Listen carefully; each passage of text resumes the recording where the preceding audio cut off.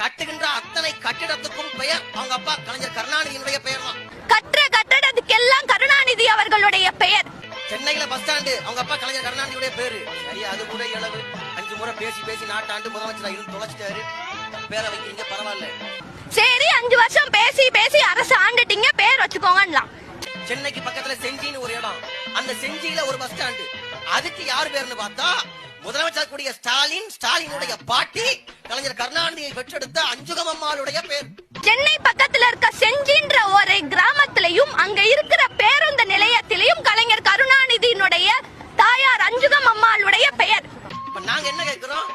அஞ்சுகம் அம்மாள் கலைஞர் கருணாநிதியை பெற்றெடுத்த சோதனையை தவிர செய்த சாதனை என்ன? இப்ப நான் என்ன கேக்குறேன்னா, அஞ்சுகம் அம்மாள் கலைஞர் கருணாநிதியை பெற்றெடுத்த சோதனையை தவிர செய்த சாதனை என்ன என்பதுதான் என்னுடைய கேள்வியாக உள்ளது. நாளை ஒருவேளை ஸ்டாலினுக்கு பின்பாக உதயநிதி ஸ்டாலின் முதலமைச்சராக வந்தால், வரப்போறது இல்லை, வந்தால் உங்களைப் போலவே உதயநிதி ஸ்டாலினும் தன்னுடைய பாட்டி பெயரை பஸ் ஸ்டாண்டுக்கு வைப்பதாக முடிவெடுத்தால், எந்த பாட்டியினுடைய பெயரை பஸ் ஸ்டாண்டுக்கு வைப்பது? எந்த பாட்டி பேரை வைக்கிறது? எத்தனை பாட்டி பேரை வைக்கிறது? இப்போ இதே மாதிரியே உதயநிதி ஸ்டாலின் அவர்களும் என் தந்தை போலயே நானும் பாட்டிக்கு பேர் வைக்கிறேன்னு சொன்னா